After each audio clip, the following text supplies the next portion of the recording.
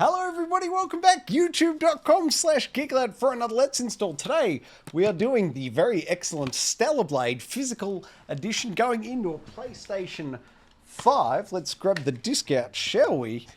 And put it in. Of particular note with this one, version 1.0 is on the disc.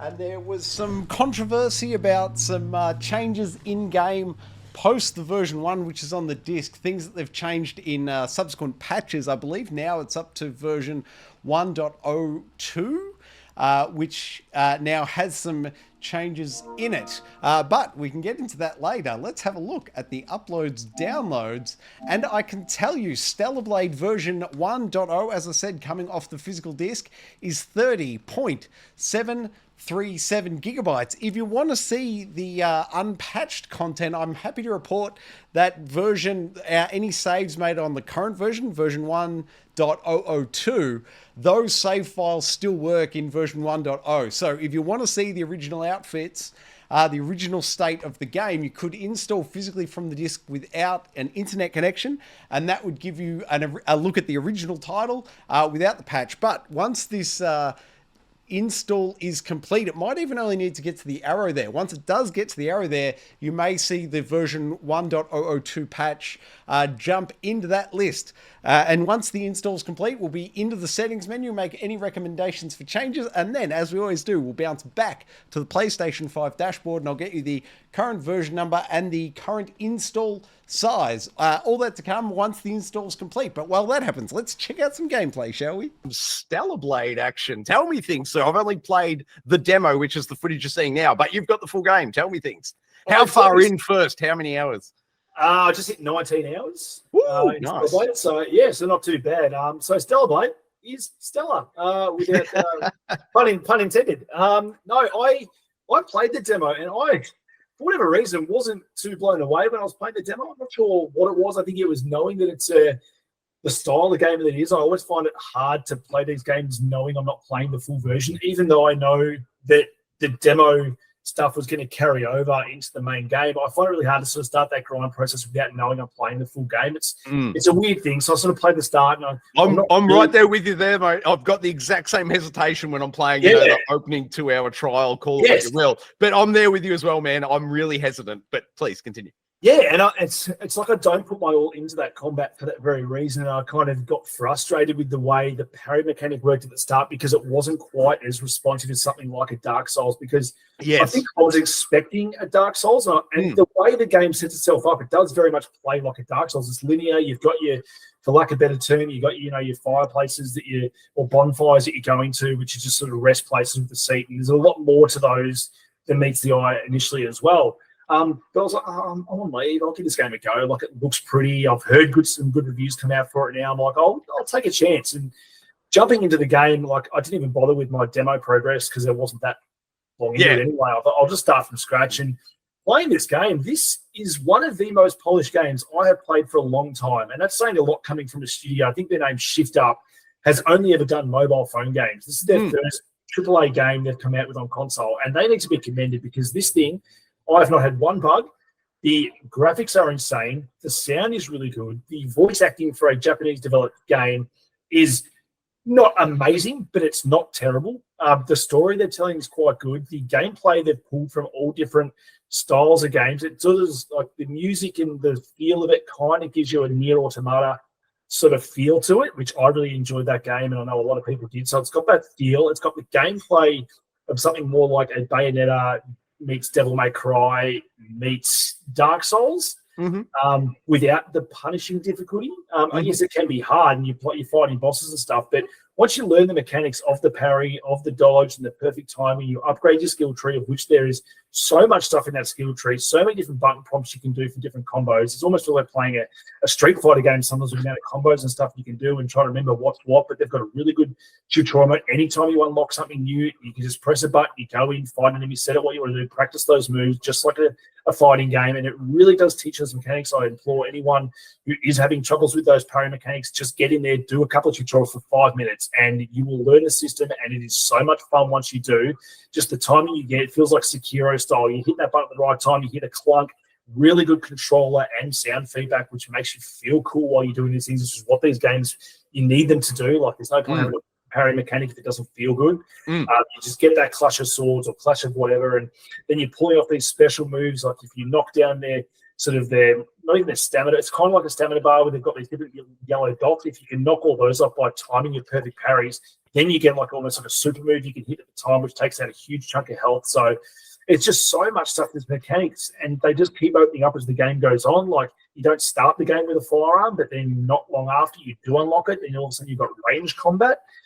Your gun has different abilities. It's got a laser, it's got homing missiles, it's got normal pistol. You can upgrade the ammo you can carry. How does it compare to the melee combat insofar as damage? Like, once you get the gun, are you like, is it comparable damage, or is the gun really weak and they sort of really steer towards the blades? I wouldn't say it's really weak, but it's used really well. Like, if it was too damage heavy, I think you would sort of try and fall back on that and not use the melee combat, which I think is the closest game is most of the melee combat. But it's used really nicely in conjunction with that melee combat. You can have special moves where, like, if you dodge a move of a boss or an enemy and then dodge backwards, it then increases your range damage. So you'll then pull out the gun and try and land a headshot or something with the gun, which does increases damage. Certain enemies are easier to take out at range, and you can chip away at their damage. So by the time you do confront them with the sword, you've already chipped away some damage. Your ammo is not finite, so you can run out of ammo and have to replenish it. So you do have to use it sparingly, which is, I think, a good way to do this. Otherwise, you could lean too heavily on the shooting mechanics. I think in near automata, you can just fire automatically, and eventually you unlock a special shot, but you can just shoot whenever you want, which can kind of control ways of enemies and stuff. But there's parts in the game where they take your sword away, and it literally plays like a Dead Space. You're in these dark things with just your gun, but they replenish ammo. They actually replenish ammo pretty much every checkpoint. So you're not worried about ammo in this instance, but the game plays like a third-person shooter, and just the way they sort of do that, it doesn't outweigh its welcome. It just changed up the gameplay just enough, just like there's certain platforming parts of the game, which is probably it's probably its weakest point. But again, they're only small in sort of time that you're doing those mechanics, and it's never too hard. Like, it's your yellow like things you can jump to, and occasionally jump over a laser or run across a wall to another wall to a rope, and it's never too. It doesn't take long, and it just breaks up all the other gameplay stuff, and there's puzzle solving as well, which I didn't expect out of this game. So I just kept throwing mechanics. I just kept surprising me with what this game had to offer compared to what I thought I was getting when I played the demo. So it's just been one of those games that I literally didn't see myself getting to one of my favorite gaming experiences this year so far. It's got the Helldivers? Surely not. No, definitely not. No, very good. Completely different game, so it's hard to say. And I've got 106 hours into Helldivers. Woo! What level are you? 45. Nice work. Sorry, just on screen now is the tutorial section you were referring to. Yes. So yeah, I'm poor if you're playing the game to do these. And I mean, for me, I've spoken on this channel plenty of times about how much I love cosmetics in games and unlocking suits for characters. Eve, our main character, she has that many outfits. Most of them very revealing, and you feel very embarrassed to play around your significant other playing this game and some of these outfits she's wearing. So I definitely lean heavily towards my black sort of suit that, you know, conceals most of her body and the jiggly parts, because she does have her jiggly parts. It's got very good boob physics in this game, I have to say. What is it? Dead or Alive? No, was it Dead or Alive? Yeah, Dead or Alive beach volleyball. Yeah. So she's definitely gone to the school of beach volleyball for the mechanics for her, because all her parts move very nicely up and down ladders, etc. But no, so I was just going to ask, did you buy it physical or digital? I assume digital. Yeah, digital. Didn't pay for the deluxe, which I get extra $15 to get some cosmetic stuff. But that cosmetic stuff I wasn't too interested in, because I'd already found a suit that I really liked in the game and mostly stuck to that. But I've been unlocking all the other suits for Eve and her other characters that you find in the game. You can unlock suits for them as well, and you unlock upgrades for her spine, and you can get earrings and glasses, and you can even change her hair. So I've now got a cute haircut now. It's nice, short and wavy, but you have to go do a side quest to do that. So there's all these cool side quests that actually do sort of feed back into the main narrative as well. There's smaller ones where it's just essentially fetch quests, but I mean, what game doesn't have fetch quests or side quests?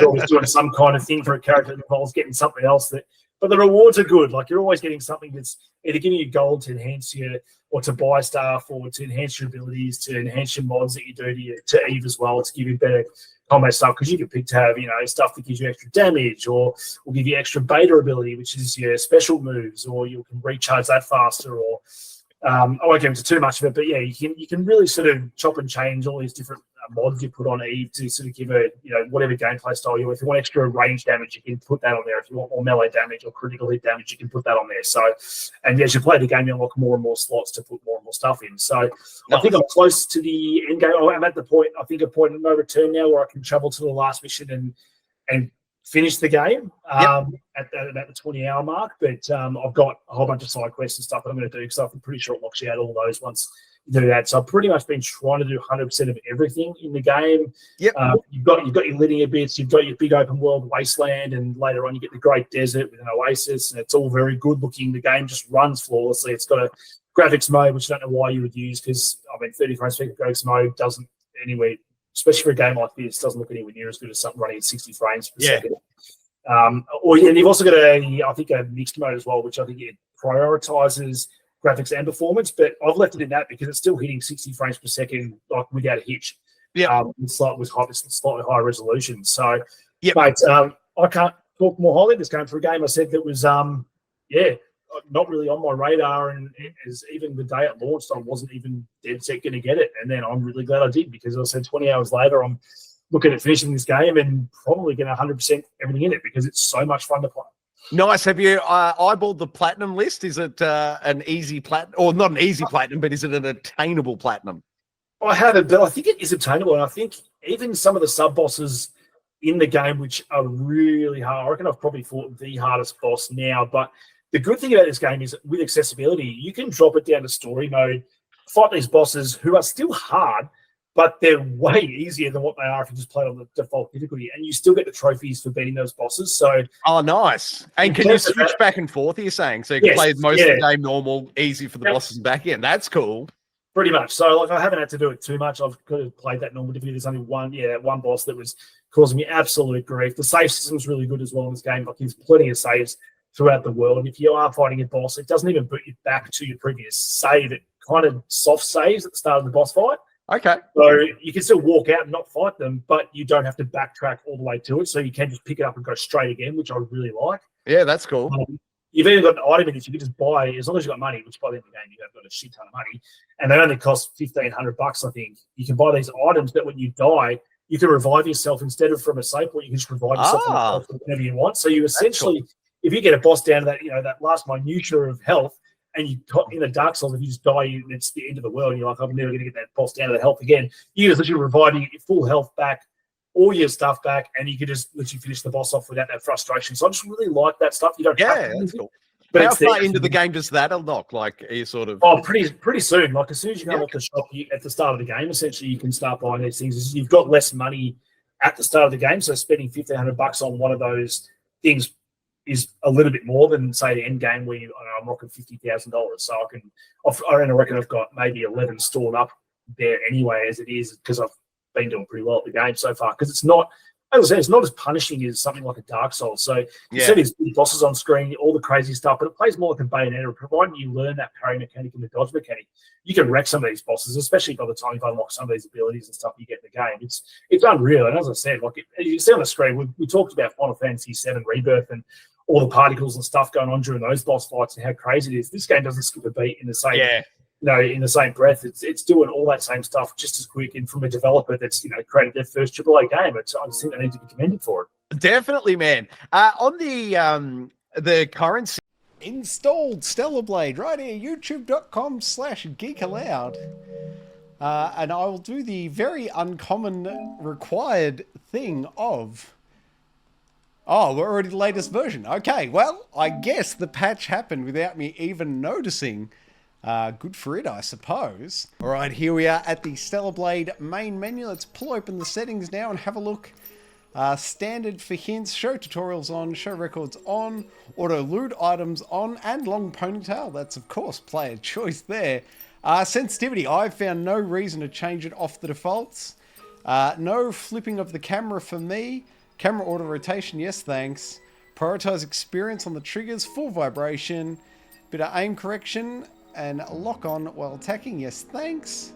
Sounds, sound presets automatic. Controller speaker on, I do like the use of the DualSense on this. Everything else at 100. Display, HDR off, my monitor doesn't support it through the current capture cards. And prioritize performance. I think the frames per second is very important. And don't go off my display settings. I've got the studio lights on. Definitely take the time to set up for your environment. Effects, motion blur to 0. Yes, thanks. Camera shake on full. Film grain on and ceramic, apparition on. I am actually going to disable, the film grain. I think that'll look better without it on. Text, English. Voice, English. Subtitles, off, thanks. Subtitle background and speaker names, leave those off. Interface, dynamic. It appears and disappears as you go. I like it. HUD size, medium. HUD background off. That all works just fine for me. Always display spend at point. I've got it turned off. If you suffer from motion sickness, turn that on. It'll help. Motion blur, take it to 0. Camera shake is on. Auto rotation, sounds, subtitles off. Display secret names off. Visual assistance, HUDs we'll leave. I think we've already done all these. Controls, normal, QuickTime auto success. I've got that turned on. It was painful for my old man hands, but for a real gaming experience, you might want to go through that one yourself. Leave it off. Auto lock when attacking, yes. Finishing controls replacement. Now, once again, I've got that turned on, so I don't have to use the R buttons for the arthritis, but you might want to leave it as is. And there is a controller map. That's all the settings for Stellar Blade. Let's bounce on out now to the dashboard, pull up the particulars, and wrap up this here Let's Install. I can tell you Stellar Blade is currently version 1.002.000, and that is a full and complete install size of 30.8 gigabytes. Thank you very much for watching another Let's Install right here on Geek Aloud. Please check out the Gaming Enforcement Agency, our video games podcast. What else can you do with Geek Aloud? Like it, subscribe it, you'll never miss it.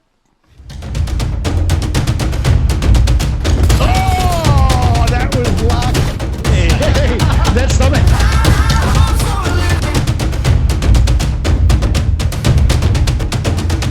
Oh! Old Uncle Donkey.